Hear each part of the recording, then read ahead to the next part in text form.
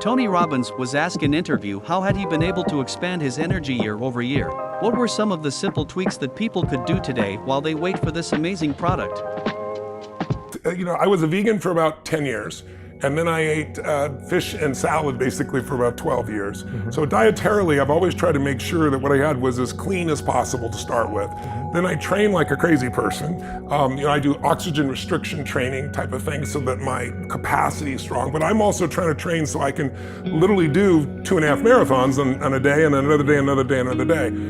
For me, the most important thing I think has been for me is, believe it or not, has been a combination of hot and cold temperatures that I use. Like I start every single morning in the freezing water, and I do it for 2 reasons. One is it moves every bit of blood in your body and all your lymph in your system, but also kind of train my brain to say, when I say go, we go. There's never a day I look forward to going in the water. And I have, 56 degree water here, but in my home in Sun Valley, I go literally through the snow and get in the river, which is, like 39, 40 degrees in the wintertime. But you feel so incredible when you come out, but also it's just training your brain saying, I say go, we go. It's not like, oh, I'm not ready yet, or let me wait 5 minutes.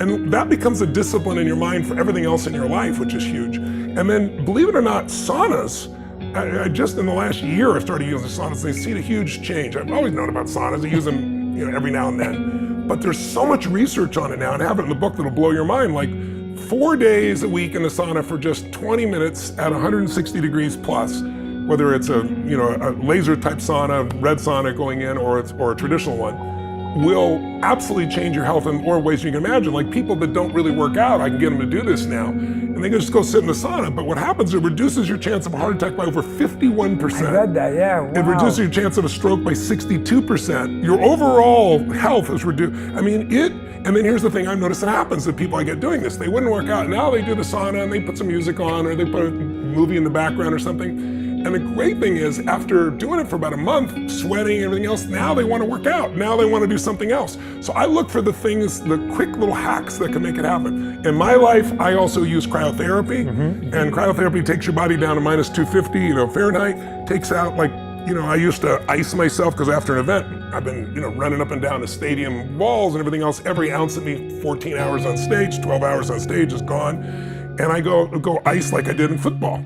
20 minutes on, 20 minutes off, it's painful, but I had to do it. Now I go in for 2.5 minutes in a cryotherapy unit and there's no inflammation in my body. It's just mind-boggling. For people who have osteoarthritis also, like my mother-in-law had such bad osteoarthritis, even medications weren't helping her, and she was crying at night, and I was like, I gotta find an answer. That's how I found cryo. And I started reading about cryotherapy and started reading about athletes doing it, but I started reading what it does for osteoarthritis. She has no pain now. Right? So they're just tools, and you don't have to own one of these things. I'm fortunate enough to have one here, but you can go, there's local places all over the United States, all over the world now, where you can just go in 5 or 10 minutes, and it's amazing. People just need to try it out. So there's lots of different tools. There's exercises you can do that I love called OsteoStrong. I invest in this company. It's a 10-minute workout. Sounds like total BS. This is the one that speeds up your metabolism. Yes, well, it helps you build stronger bones, which most people don't care about bones. Women understand, in their 50s, osteoporosis is a really huge thing. And most of the drugs will eventually fossilize the bones. This is the only thing that's been proven to increase bone density by about 14%. But my athlete friends love it. I love it because when your bones are stronger, your muscles are limited by your bone strength. Because otherwise your muscles will rip open the bone, right? So this is a 10-minute exercise. You do 4 different exercises, and you can go to a local place. You don't have to own the equipment. And literally you're done in that time. And you see the transformation. First time I did this, I remember I worked with this woman, she was about 63 years old, and I went to Gold's Gym with her because he didn't have these machines then. There was a way of doing it with weights. It was a little bit spooky if you screwed up because the weight was so heavy. And there was this guy who was like, 25, 26 years old, ponytail, sweating like crazy doing the leg press. And we had a camera crew there, and she says, sir, he took a break and he's sweating. She goes, sir, could I just get a quick sit in between you? And she's in normal clothes, and she's like 63 years old, and looked like she was almost 70. And he thought he was being punked, right? He gets up and she goes, could you put another 100 pounds on? Literally another 100 pounds on. And so there's a technique where you use an extreme amount of weight for a short period of time, and it stimulates it, because you don't get growth by working out. You get growth by rest, but you have to have a stimulus that's strong enough. And I started doing, I bench press in those days like 240 pounds, and then all of a sudden I bench press 525. And I did 1,600 pounds on the leg press, and the guy from Gold's Gym came over having a film, and he's like, you're doing this with your mind. It's like, no, anybody can do this. But now they have these machines, so you don't have to worry about the weight being too heavy or dropping on you. So there are these little tools that can make you stronger, make you faster.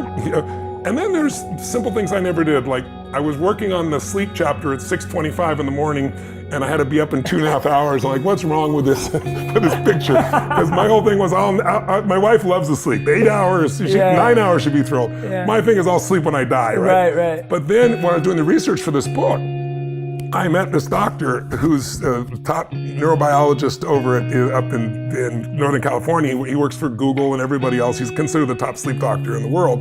And he says, Tony, I think I can convince you. And I said, good luck. Give me your best shot. And he said, well, we got a study with 1.6 billion people on sleep. And I go, you couldn't have possibly coordinated that. And he goes, I didn't have to.